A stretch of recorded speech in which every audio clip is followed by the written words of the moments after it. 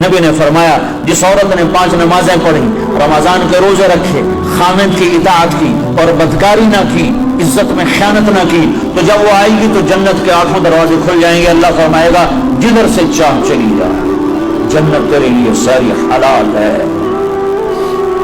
یہی عورت ماں کے روپ میں تبدیل ہو جائے تو میرے نبی نے فرمایا کاش میری ماں ہوتی اور میں عشاء کی نماز پہ مصلی پر ہوتا اور میں سورۃ فاتحہ شروع کر چکا ہوتا اور ادھر سے میرے گھر کا دروازہ کھلتا اور میری ماں کہتی بیٹا محمد، تو میں اس کی خاطر نماز توڑ دیتا۔ میں کہتا اماں جی حکم، میں پھر پڑھوں گا۔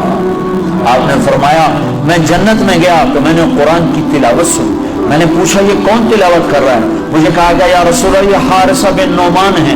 میں نے کہا حارثہ؟ وہ تو مدینے میں بیٹھا ہے، ابھی مرا تو نہیں ہے کہ جنت میں اس کی تلاوت گونجے؟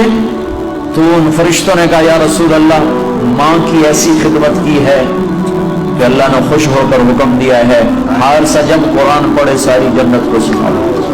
کذالکم البر کذالکم البر۔ میرے نبی نے کہا ماں باپ کی خدمت یہی ہوتی ہے، یہی ہوتی۔ آپ نے کہا عمر تیری زندگی میں ایک شخص آئے گا یمن سے، اس کا نام ہوگا اویس، اس کا قبیلہ ہوگا عامر اور اس کا خاندان ہوگا قرن اور اس کا رنگ ہوگا کالا اور اس کا قد ہوگا درمیانہ اور اس کی کمر پہ ہوگا سفید داغ۔ جب وہ آئے تو اس سے دعا کروانا عمر تو عمر، میرے بعد کوئی نبی ہوتا تو عمر ہوتا۔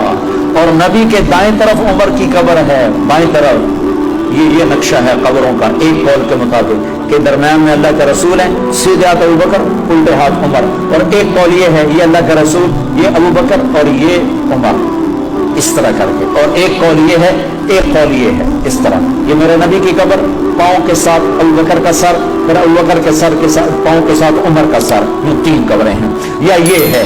تو بہرحال وہ روضہ رسول میں ہے عمر، میرے بعد نبی ہوتا تو عمر ہوتا۔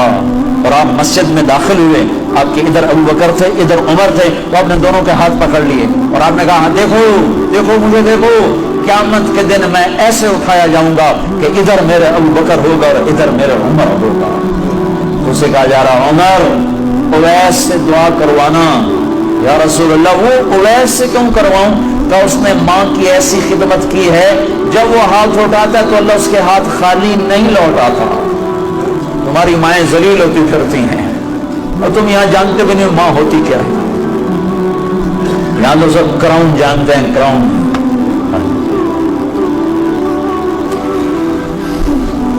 اللہ معاف کرتے ہیں۔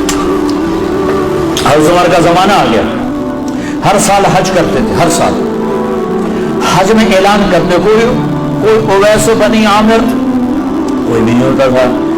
ایک سال گزرا تو آپ نے حج میں سارے حاجی اکٹھے کر لیے، جبل ابی قبیس کے سامنے کھڑا کر دیا، کہا بھائی سارے کھڑے ہو جاؤ، اور کہا بھائی یمن والے کھڑے رہو باقی سارے بیٹھ جاؤ۔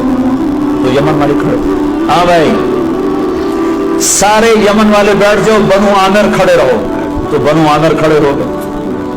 پھر سارے بنو عامر بیٹھ جاؤ، کرنی کھڑے رہو، تو ایک کرنی کھڑا رہا، ایک، باقی سارے بیٹھ۔ تو حضرت عمر نے پوچھا بھائی تو کرنی ہے؟ کہا جی ہاں۔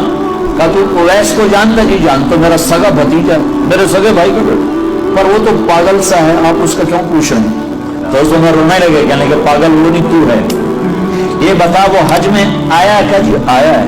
کدھر ہے؟ کہا جی وہ اس وقت اونٹ چرانے جاتا ہے عرفات کی طرف۔ تو آپ نے حضرت علی کو ساتھ لیا اور دوڑ لگائی، گئے تو اویس کرنی ایک درخت کے نیچے نماز پڑھ رہے اور اونٹ ان کے چاروں طرف چل رہے، تو یہ دونوں حضرات آ کے بیٹھ گئے۔ انہوں نے دیکھا کچھ لوگ آ گئے تو انہوں نے نماز مختصر کر دی، تو انہوں نے پوچھا، حضرت عمر نے پوچھا بھائی کون ہو؟ کہا جی مزدور ہوں۔ کہا تیرا نام کیا ہے؟ کہا جی اللہ کا بندہ عبداللہ۔ کہا بھائی وہ نام پوچھ رہا ہوں جو تیری ماں نے تیرا رکھا ہو۔ وہ کہنے کا تو میرا انٹرویو کیوں لے رہا ہے؟ ان کو نہیں خبر کہ یہ عمر ہیں، تو تابعین میں سے نا، دیکھا بھی نہیں، پہلی دفعہ حج پر آئے ہیں۔ تو حضرت علی بول پڑے کہ بھائی یہ امیر المومنین ہیں عمر بن خطاب۔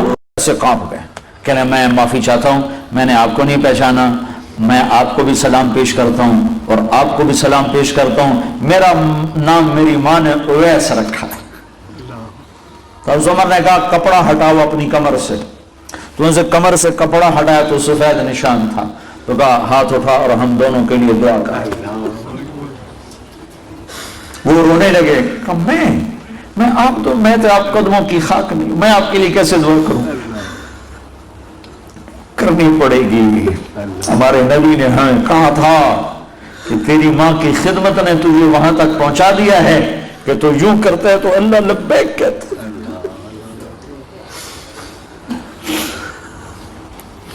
صرف نماز روزے کا نام اسلام نہیں ہے،